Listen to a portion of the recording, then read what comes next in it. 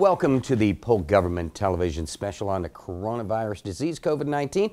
I'm Brian Lacey, and joining us in studio is Dr. Joy Jackson. Dr. Jackson has been the director of the Department of Health in Polk County and Department of Health in Hardee County since September 2015. Welcome back to the show.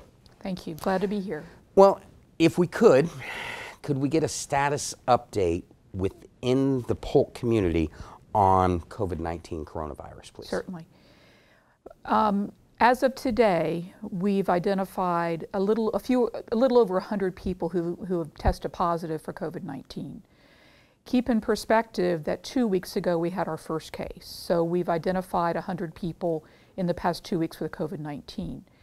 I do want to caution folks that there are certainly well more than that with COVID-19.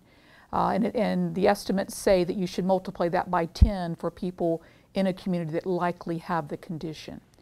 We also have to keep in mind that 80% of people with COVID have either mild symptoms or symptoms that can be managed at home. And not everyone with COVID either manifests symptoms or is able to be tested.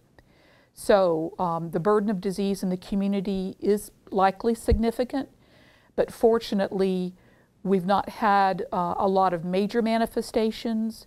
We've had about half of our diagnosed cases be admitted to the hospital, and very unfortunately, we've had 2 deaths so far.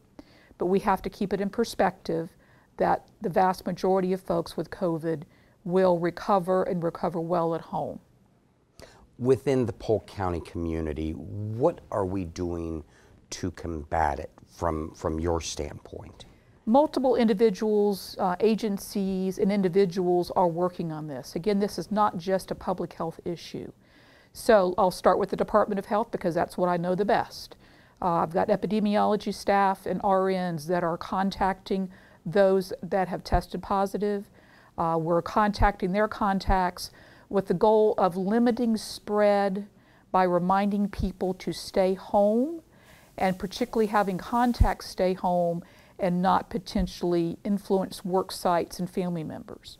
So those are very important tactics to reduce spread. Additionally, we have stood up and are continuing to stand up an information center, which is manned by Department of Health nurses with a lot of information about COVID to give one-on-one advice to callers. We're also working very collaboratively with our partners. I'm in very frequent communication with first responder teams, with individual situations, and to potentially coach them and assist them where public health can help. Emergency management has been integral to help assist the community with protective equipment as it comes in. Our hospitals and our healthcare providers are absolutely critical. There are regular meetings occurring with our hospitals in communication with healthcare providers. Again, law enforcement has been integrally involved, as has our county government. So I feel that there's been extremely good collaboration as a community to deal with COVID with what is occurring in Polk County at this time. Within the Polk County community, as a medical leader, what's your assessment on how this has been handled, and what would you like the residents of this community to know as to how it's been handled and how it will be handled? Well, I think from the get-go, everybody recognizes that this whole thing was not directly anticipated. Every day, I say, is an adventure. We get updates on a daily basis. Guidelines change as more knowledge is learned about COVID, as we are learning from other communities that have gone through it, as the CDC provides guidance and the Department of Health Central Office provides guidance. Again, every day is absolutely an adventure. And how can we relay what the public needs to know so they can focus on what individuals can do? You know, it's just so important for individuals to not be overwhelmed with what is going on at the state level and other counties in the state, what's going on nationally and internationally. Let's focus on what is going on in Polk and what we can do as individuals. Very importantly, this week or a few days ago, the governor issued the Safer at Home guidance. So, to help prevent spread, each of us needs to do our best effort to stay home as much as possible, only going out for essential things like health care and going to the grocery store. This will help limit spread. I had met with the county commission this morning and brought to their attention that cases that are diagnosed today will be individuals that were exposed 8 days to 20 days ago. So we're already in reactive mode when we see new cases, and the efforts that we put forth now with staying at home, limiting our social interactions, even with people you know and love, talk to them by phone. The things we do now will impact our numbers in 2 to 3 to 4 weeks. So we have to start now.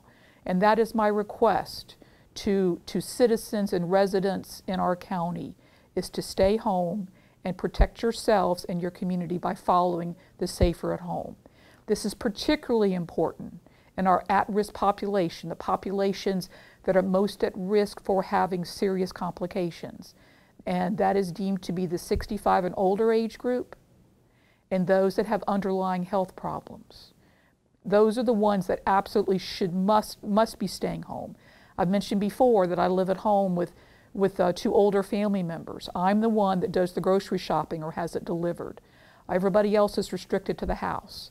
And when I get home, I have my routine where I clean and I change my clothes and I wash up before, and I'm still, in spite of that, keeping 6 feet from my family members, because there is more talk now about people who could be what's called pre-symptomatic.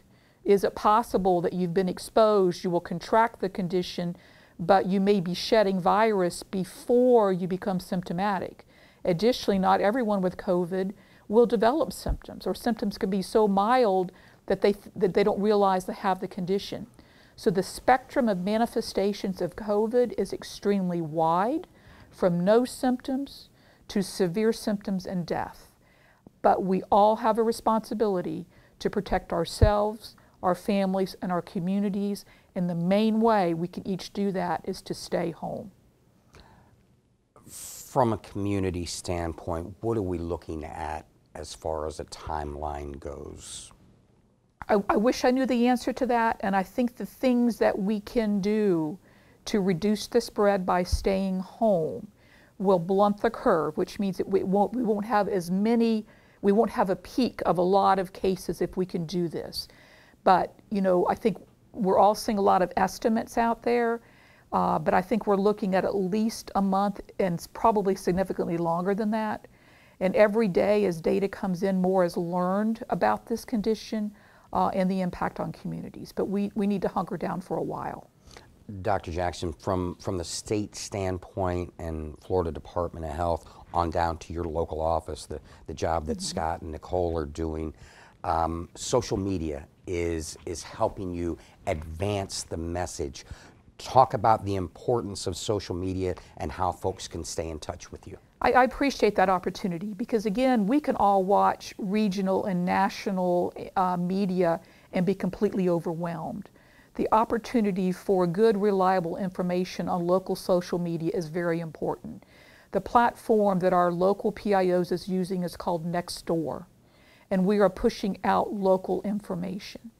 I think things that can go on Facebook and other social media that is truthful and reliable is very important.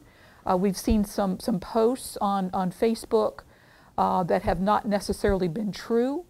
So I would ask each of you to really take a measure when you're looking at something. Is it something you really want to share?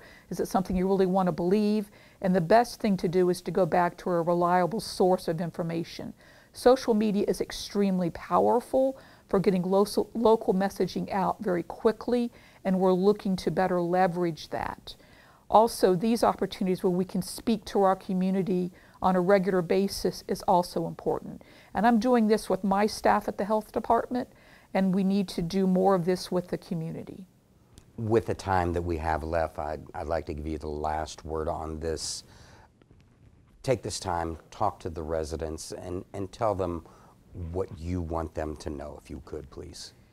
What I'd like them to know, and I don't want to create too much fear, is that things will get worse. from the standpoint of number of cases, potential mortalities, because again, we are looking at people now that were exposed a while ago. So don't let that alarm you from the standpoint that the efforts you're taking now will be important to move that needle in 2 or 3 weeks. What you can focus on as individuals is what you can do. You can stay home. You can telework if available. You can do some outside things where there is social distancing, and we encourage you to mind your own health and welfare by not focusing too much on what's going on at the national level, but let's talk about what we're doing in Polk County. Dr. Jackson, thank you very much for your time, but most of all, thank you for the information. Thank you. For more information locally, you can give the Florida Department of Health in Polk County a call at the dedicated COVID-19 Information Center line 863-519-7911 or go to floridahealthcovid19.gov. Thank you for joining us, and remember that we are all in this together.